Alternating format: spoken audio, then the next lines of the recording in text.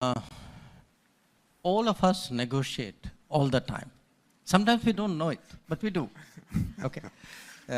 If you are a professional negotiator, in fact, the biggest problem you have even in your own family, your family suspects you are negotiating all the time. Now, the difference between international versus corporate. By corporate, I assume you mean domestic corporate. When you are negotiating, what is the big challenge? It's not only negotiating. Negotiating, competing in any way, is to read the mind of the other party. That's what it is. So before they make their move, you have anticipated their move. They have probably anticipated what you have anticipated, and you have to now figure out the next step. Okay. And it's true in negotiation, it's true in sports. If you watch a cricket match, the person coming in to bat is trying to figure out who's going to bowl, and the person going to bowl is figured out how the person going to bat is going to react to what he's going to bowl. So life is negotiation. But the challenge of negotiation is to understand the mind of the other party.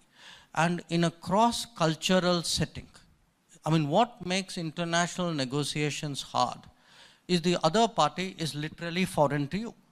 That their mental makeup is not something that is readily understandable.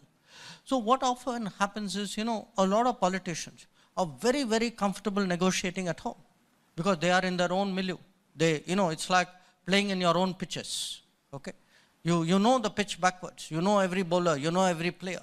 Your field setting is perfect. But if you're on a tour abroad, that's why tours abroad are very challenging. Because now you're in an international setting. You haven't got all the parameters. You haven't read the minds of that person. That's on international. On the corporate, since I had a brief incarnation there, I would say, many of the same principles apply. Perhaps one difference is sometimes the stakes are much higher in the international ones. Sometimes. Need not be. Some corporate ones can be deadly serious as well.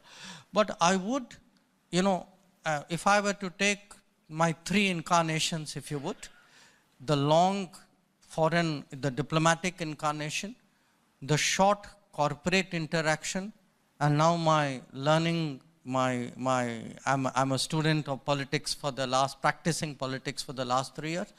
I would still say the international one is the most complicated because there are so many more variables that you have to digest and sort of get your algorithm prepared for.